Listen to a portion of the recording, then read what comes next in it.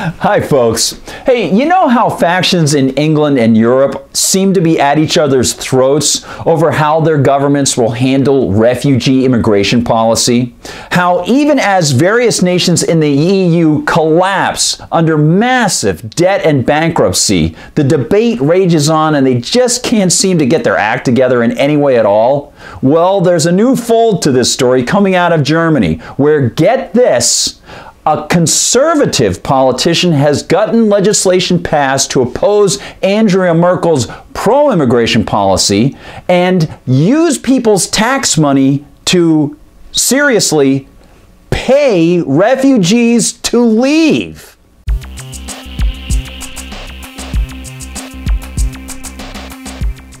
Hi everyone, I'm Gardner Goldsmith for MRCTV. And before I get into this German story, with your indulgence, I just want to go back a couple years in American history. Remember when Hillary Clinton laughed about the US-led unconstitutional overthrow of the Libyan government? How, when asked by the obsequious CBS reporter Leslie Stahl about the murder without trial of Libyan leader Muammar Gaddafi, she quipped, "We came, we saw, he died." Yeah. Remember how Barack Obama and many of his Democrat and Rhino Republican allies tried to overthrow the government of Syria? After careful deliberation, I determined that it is in the national security interests of the United States to respond to the Assad regime's use of chemical weapons through a targeted military strike. This is something that the United States as a country needs to do. I'm going to support the President's call for action. I believe that my colleagues should support this call for action. Yeah, and remember when pop news media outlets in the United States reported on the flight of millions of those people from their countries, and they described it as a European migrant crisis? Europe is struggling with a migrant crisis that has resulted in more than 3,000 deaths since the beginning of this year. When in fact the migrants weren't European in any way whatsoever? Primarily because of growing conflict and instability in the Middle East, Africa, and Asia. Many of the refugees come from Syria, where a civil war has been raging for more than 4 years. But by not saying where they came from, they were able to sort of brush over the fact that U.S. policy had disrupted all these lives and led to all these refugees? Yeah, I remember that. And remember how many people in various European countries tried to offer humanitarian aid to these displaced people, and how new factions started to arise, debating about how many people should be admitted, what the violent crime rate might be, and how much money would be spent on helping these people. More than 1 million refugees have arrived in Germany since 2015.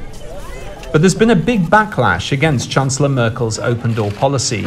In fact, we can look at various stories coming out of Germany and start to study this one. Because it was just about a month ago when German Chancellor Angela Merkel was pushing in the EU a proposal to force countries that didn't take more migrants to have to pay a big fine to the EU. Well, right now, Ms. Merkel must be pulling out her hair because one of her conservative rivals has gotten past the exact opposite. He is taking people's tax money to pay refugees to leave. But it was too late for this man. He was told he'd be sent back to Afghanistan after arriving for an appointment at the immigration office. He refused extra money on offer by the German government for anyone who returns home voluntarily. They offered me €1,000 to go back. Yes, indeed. Here's the story. It comes from the National Post, and it reports that Horst Seehofer, one of Merkel's conservative rivals, has actually gotten past and now has all sorts of posters and billboards up that tell refugees, you will get paid up to €3,000 in tax money if you go away. Here's the story from the Post. Lizan Nizrik writes, so Seehofer took to the streets with his billboard campaign, aiming to push for voluntary departures. What's he offering? A gift capped at €1,000 for a single person, $3,000 for families to provide for basic facilities. End quote.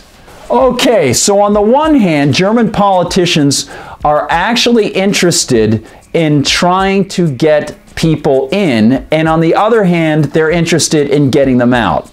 Well, we all know this is a pretty major problem. In fact, Migration Policy writes this about what's been going on with these refugees. Quote, in 2015, close to 500,000 people requested asylum in Germany, a historical record and a tenfold increase over 2010. Of the 1.3 million asylum claims submitted throughout the European Union in 2015, Germany received the lion's share with 36%, followed by Hungary and Sweden with 13% and 12% respectively. End quote. Wow. So, on the one hand, German politicians want government policy to promote migrant inflows, and on the other, some Germans want to use people's tax money to pay for refugees to return to their nations of origin. Germany and the EU are utter basket cases. However, as we report on this story from Germany, I thought it was important to bring up the causes of this refugee problem. And it's very clear. These people have been displaced from their homes because their homes have been destroyed.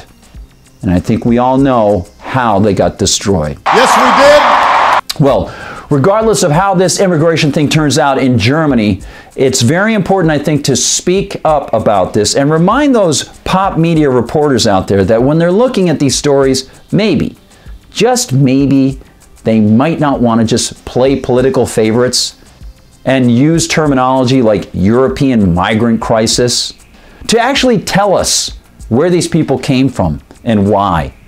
Because yes, many of these people are hurting and they do need homes.